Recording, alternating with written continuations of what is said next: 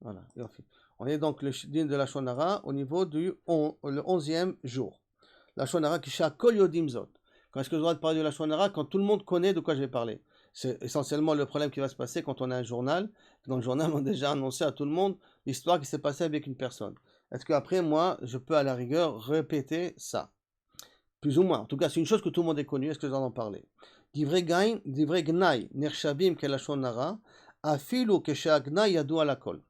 Divrei gnai, donc tout ce qui est négatif ou péjoratif, négatif sur une personne, même qu'elle est connue de tout le monde, alors à ce moment-là, kaviachol, ça rentre dans la définition de la Shonara. Vezot atam aniskar leel, ça revient dans la définition précédente qu'on a déjà donnée.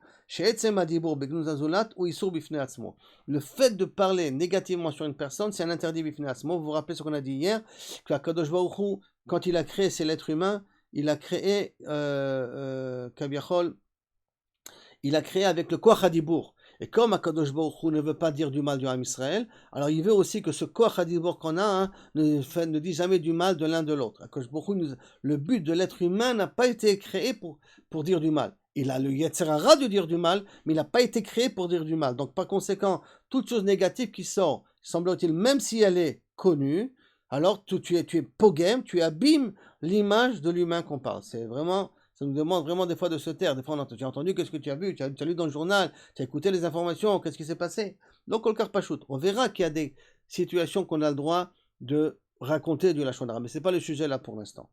Mais Assour, l'Achzor, Velesaper, Dvargna, Yaliodim, Shofi ou Baitonut. On n'a pas le droit de répéter. Il faut faire très attention, c'est très problématique ça. On n'a pas le droit de répéter des choses négatives sur des juifs qui ont été écrits dans les journaux.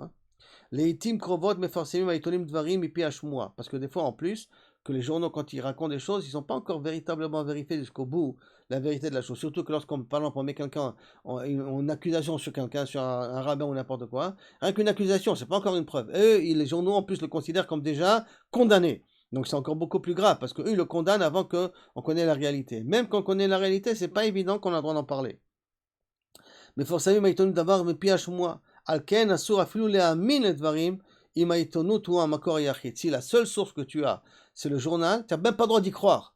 Si on te raconte une histoire de journal, tiens, tel rabbin, on l'a attrapé qu'il a fait telle chose, tant que la preuve est du journal, tu n'as même pas le droit d'y croire. Ça sous-entend que si la preuve n'est pas du journal, mais la preuve est différents endroits, tu as le droit d'y croire, mais tu n'as pas le droit d'en parler.